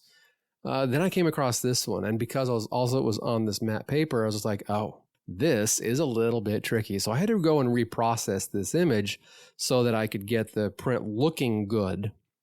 Ultimately, I actually made the view on screen even better as well. It's just I thought I had something good, but then the print sucked, and then I was like, okay, let's fix this. Let's make it work for us. I also have a radial gradient that is basically a custom vignette. So it's more applied to the bottom section, less applied to the upper section. It's off center basically. And it has an exposure value of -1.12. And so that just gives me this off kilter, off center vignette effect to help darken the edges and keep the viewer's eye from wandering off the screen. All right, this next image is a single frame from a multi-frame pano. And so those of you that are watching the video, so if you are on the email list, if you signed up for the email list, you will now see the 4-frame pano. This is at 158 millimeters, f7.1, 100 ISO. And it is all about the subtleties of these shapes. Juno, you're making a racket. don't know if you heard that, but that was my dog. He's in the office with me. All right. So I'm going to go off of this one frame, and I'm only showing the one frame on the website because I just wanted to give you a slice of it, but also I ended up stitching this together in Photoshop, so it's a TIFF for some reason. So I lost all of my processing settings. So I'm going to go off this raw image so I can take a look at the processing settings. So the profile, Adobe Standard Black and White, exposure -0.2, contrast 30, highlights -25, shadows -5, whites -34, blacks -19, clarity 13. So on this one, I didn't have that problem with needing to have that increased contrast in the whites, in the highlights areas. I just needed to control both of those items so they would fall where I wanted them to. And if you are on the video and you're looking at the histogram, you can see where these things spike. You can kind of see how it makes sense because I've got this image has 4 panels in it, basically. We've got the foreground, which is the dirt that has been tilled. It's in focus. I then have a lot brighter, I should say, then a slightly brighter, and then finally the last item as they're stacking on top of each other. And in the histogram, we can see these things spike, and they're very distinctly different areas spiking in the histogram, which is perfect. It's exactly what we want. With these sliders, the whites and the highlight sliders, I can position those wherever I want. And so I got these right where I thought they were perfect, and that's where these numbers come from. So I'm thinking about this mindset is about, okay, here's my goal. I want these things to have very distinct layers, very distinct pieces of the puzzle, as it were. What do I need to do to keep them distinctly unique? All right, we're coming to the end here. Unique compositions. Our first one comes from the Boardman Tree Farm. And this is part of what I call my segmentation series. And what I have here, I literally did photograph this twice. And so I have 2 actual frames, but I then took it into Photoshop and I artificially cropped one of them so it could inset on the other frame. And so it just provides this little extra visual interest. And so we've got these aspen trees, or are they cottonwood or something else? Anyway, I think they're aspen. And they got to be cottonwood. And they're going back in the frame, and you get a real sense of depth because of the fog. And so we have all these yellow leaves on the ground and the bare, almost naked trunks as you go back. And it was otherwise this frame, I don't know, otherwise to me, kind of sort of on the boring side of things. But as I'm there, I'm like, hey, I'm just going to do this and this. I'll splice it together and it'll be kind of cool. It's going to work. The next one is the same place, but what I did was I rotated the camera 45 degrees. And so I was able to take that horizon and just slice it through the middle. I then also, of the frame, but I made this a square crop so that it is going from basically the one corner to the next. It's not perfectly 45, but it's near perfect. But then that is offset with all of these other vertical lines, basically, which would normally be vertical, but they are 45 as well. And that, of course, is those trees. And then we have some really close in detail of the leaves. Now, this is at 11 millimeters. This is taken back when I owned the gear rental company, and I had a copy of the Canon 11-24 f4. Boy, howdy, what a lens. All right, the profile. I didn't do the information on that segmentation image. I'll leave it to you to look up on the website. But on this image, Adobe Standard, temp 4629, tint 1, highlights -95. Let's talk about that in a little bit. Blacks -12, clarity 18, saturation 14. So the highlights of -95, it was really needed to preserve the detail in the sky/trees area. Without it, those went virtually blown out. And so that really helped saved the detail in those areas. Our next image under unique compositions, this comes from Unalaska Island up in Alaska. And I chose this image in part because, well, it's quite zoomed in. And so what we're doing is we're abstracting. We're selecting a slice of the texture that the clouds make. Now, between me and the clouds, there's virtually nothing. So the idea of fog, etc., and showing depth, it basically doesn't exist. I am zoomed into 70 millimeters, ISO 125, f8 at 4 seconds. This is a nice big storm coming in from the Bering Sea, and it was definitely quite the storm. And I processed it in a way that would kind of sort of emphasize that moodiness. And it just has this overpowering, moody type feel. The temp is set all the way to 9,176, which just seems odd to me that that's what was needed. The profile is Adobe Landscape, tint 17, exposure -1/4, contrast 60, highlights -28, whites 59. Take a look again here. Enhancing contrast in those highlight areas with the highlights of -28, but a whites of 59. I'm really spreading out that histogram so we get a lot of detail coming through on those clouds, spreading out the histogram in those bright tones. Texture 18, clarity 73, saturation -27. All right, what about a mask? We've got a mask in the upper part. It's a linear gradient, and it just takes about another 0.86 exposure out, and then more saturation reduction in that as well. A linear gradient just for the water to make it a little darker, maybe pop off a little bit on the slightest of white caps that are showing because of the waves. And then I have another mask that is a brush mask, and it is at the extreme top edge. And so I'm just darkening that just a little bit more as well. All about the mood, setting the mood and getting that coming through for this scene. All right, our last section, and then we'll be done. Woohoo! Bringing out the details is what this one is called. All right, so for this first image, I actually did this image in Photoshop, and I converted it to black and white in Photoshop. And those of you watching the video are going to see this original image for the foreground. I then got another image for the clouds and did an exposure blend using Lumenzia in Photoshop.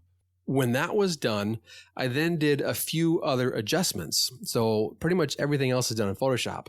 I do this thing in Photoshop called a light shaping layer, is the general term I use for it. It is the layer that I can totally do this in Lightroom with the brush mask.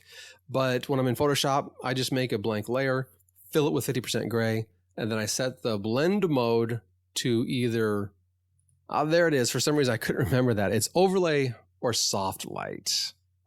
And when you do that with that layer, you can then, with that layer that's filled to 50% gray, either of those, the overlay or soft light, is going to make that 50% gray transparent. And then I can use my dodge burn tools to then darken or brighten that layer. And then it inflicts a darkening effect or a brightening effect on the items beneath it. And then I used a black and white conversion layer in Photoshop to convert this to black and white. So we've got a lot of energy coming through in that flowing water. This is also an Unalaska island. We've got a lot of energy coming through that flowing water on the beach as the surf is going back and forth. We've got a few rocks that are composed there, and then a mountain in the background, and then the moody sky up above. Initially, it was set to exposure -0.55, highlights -61, shadows 45, whites -60. So on this image, it really wasn't. I overexposed this image in camera, and Lightroom said, "You are forgiven." And that's about all there is to it. Texture 9 and clarity 30. All right, another Unalaska image. Boy, Unalaska was just chief of these moody images, of these flat lighting and fog and such. It was an amazing time, that's for sure. December 2019, I was there. Oh, good times. Randy Gamer, he joined me. So such a good time. That was a while ago now, but yeah, good time. All right, profile Adobe Monochrome, exposure plus 0.05 on this next one. This is Mount Coxcomb and Illilouette Bay in Alaska Island. Contrast 69, texture 33, clarity 74. So I only have 4 items that are adjusted here: contrast, texture, clarity. That's because this one I went crazy with the masks. So I've got 7 is that 7? That's 6 masks, sorry. So I've got something on the central ridge where I'm just enhancing the contrast a little bit, enhancing the exposure a little bit. I've got something on these snow streaks where I'm really enhancing the contrast, a little bit on the clarity and a little bit on the exposure. The lower dark face, so the front face of the hill. So I'm really segmenting this out and really working over this scene on a very granular level. And then the shoreline. This is literally a brush that just grabs the very thin shoreline where the water is kind of coming through and showing a little bit. Exposure, almost 2 stops adjustment on the exposure. There's a big, huge contrast bump and a highlights bump as well. And then an overall linear gradient on the lower quarter of the image, and then another one on the upper quarter of the image to really help enhance the mood. Just taking the exposure down in those areas, just really enhance the mood.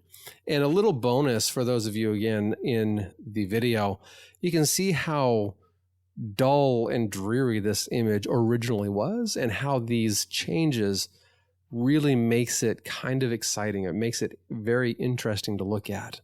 So as you're out there shooting and you've got some dull and dreary light, go ahead and try out these things. But I really want to emphasize the thing that makes this work, at least the thing that I think makes it work, is that we're putting in these masks and we're dealing with these separate locations, these separate pieces of the image independently. And we aren't trying to just do everything holistically to the entire image all the time. That's why I say it's bringing out the details. I wanted to emphasize, I wanted to really get this idea across that we need to look at this portion of the image and that portion of the image and say, what should I do? What can I do? What do I want to do? And that's the thing, where if you don't know how to do it, that's where you got to either search it up on YouTube. You got to, ask a friend, maybe, submit it in the Facebook group here for the show. If you're not a part of that Facebook group, get on in there, the Great Outdoors Photography Podcast Facebook group. Search it up. If you need to certainly answer the questions, so join it. It'll ask you the host of the show. My name is Brent. Nice to meet you. And go ahead and ask the question there too. That would be fine. Certainly, this is what we're about in the Great Outdoors Photography School as well. But if that's not for you and I just want you to get those questions out there. Someone will answer it for you and you'll be on your way to image making magic. Or at least maybe magic isn't the right word, but something's going on better there. All right, our final image is from South Carolina, Charleston, South Carolina, Morris Island Lighthouse. Adobe Standard Black and White, contrast 20, highlights -53, whites 34. So this is another thing, enhancing the contrast. I've said that so many times. I think this is the key. This is the key principle that I think about when I'm shooting things in the fog and or processing items of fog or flat light. I want to expose for the highlights.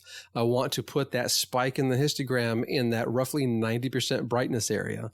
I know I'm going to lift the whites up brighter by the whites slider. I'm going to potentially bring the highlights down with the highlights slider, spreading those areas out in the histogram, increasing contrast in those areas. It makes for some really interesting clouds in this image. This is a 13-second exposure, though, so there's no detail anywhere else except for that lighthouse. There certainly is water crashing in on the beach. We can see some of that kind of sort of, I don't want to call it detail per se, but we know what it is. We got the sand, we have the area of the surf crashing in because it's just a brighter white. We have the water, we have the lighthouse, we then have the massive amount of cloudy sky type thing, or those clouds are moving and they're very soft because of it, because of that 13-second exposure. And then of course it's 100 ISO, so the noise is virtually non-existent. But using a mask, I was able to bring the detail that I want in the beach area a little bit on this one here, this brush. As I'm clicking it on and off for those watching in the video, this is a brush that is very gently applied to the clouds to add even a little more interest to the clouds to darken a few areas. It's an exposure of negative 1.3, but the brush is so weak, it's not truly a negative 1.3 coming through. And then I have another mask that's just for the lighthouse, and we are running up the clarity big time on that so that we can really bring the viewer's attention. Here's all the detail. This is the thing that you should be looking at. So that wraps us up for these images and for this whole notion of processing fog images. Thanks again to Steve for reaching out and asking this question. It was in the Facebook group where he asked it. I had asked saying, hey, do anyone have questions about anything? And he was like, how about an episode on processing fog? Perfect. It was just awesome. Boy, this turned into a much bigger topic than I ever dreamed it would, but that's all right. I just love it. That's perfect. All right. Make sure if you want to see that video and you want to see all these things, get your name on that email list and it will be sent right away to you. That link will be sent to you. And when you receive that email, sure, go ahead, send it to a friend. That's fine. I just want you to be able to share that to your friend. They can then know where we're at, where we're coming from, and all the wonderful goodies that are happening here at the show. And so looking forward to hopefully having you share that and inviting others to enjoy the good things we have going on here at the Great Outdoors Photography Podcast. Our dose of inspiration today comes from Proverbs 15, verse 18. A hot-tempered man stirs up strife, but he who is slow to anger quiets contention. And that's from the English Standard Version. Yes, a hot-tempered man stirs up strife, most definitely. I know when I was younger, I used to have a little bit of a temper. And right now, as I'm in my upper 40s, yeah, I get frustrated at stuff. But as far as a hot-headed temper, no. Thankfully, this is something I've been able to work on. I don't usually fly off the handle. It's extremely rare for me to fly off the handle. And he who is slow to anger quiets contention. Oh, that's so good. That's the kind of thing that I want to do in my life, is to kind of hopefully be a calming effect on people. All right, another item here. Henri Cartier-Bresson, he said, "It is an illusion that photos are made with the camera. They are made with the eye, heart, and head." Absolutely. I think that is exactly what we've been kind of talking about this whole time. Yeah, we have been talking about all these different types of images, and we're talking about the planning. We're talking about why I shot it this way, why I processed it this way, all these different things that go into why the image is what it is, why we work the tool the way we do in order to achieve the goals that we have set. And those goals that you have set are because of your eye, your heart, and your head. Absolutely, 100%. Love it, love it, love it. All right. Well, that does it for this episode of the Great Outdoors Photography Podcast. Thanks again so much for being here, for listening. And I look forward to the next time that we are here together. In the next episode, there is going to be a few weeks where I am getting ready for school to start. We are on the quarter system at the university, so the first day of school is the 26th of September. And so I probably won't have another show out until mid-October. I'm also, hey, reminder, I'm going to Las Vegas in mid-October. So quite frankly, I may not even get an episode out until late October. But anyway, and this idea is, if you are going to find yourself in the Las Vegas, Nevada area, I would love for you to reach out, Brent at thegreatoutdoorsphotographypodcast.com, and you'll be able to email me and let me know that you're in the area, and we'll see if we can't meet up Wednesday night. That is Wednesday the 19th, I believe it is, of October, and would love to be able to see you there. It's just a simple meetup, only going to be a couple of hours, nothing huge, and I'll be staying just off the strip. Anyway, not on the strip, but anywho, would love to meet up with 1 or 2 or 3 of you there, 10 of you, whatever the case is. Doesn't matter to me. You just got to email me or contact me in the Facebook group. Let's see if we can't figure it out. If that works for you, that would be great. All right. Until next time, happy traveling, God bless, and happy shooting.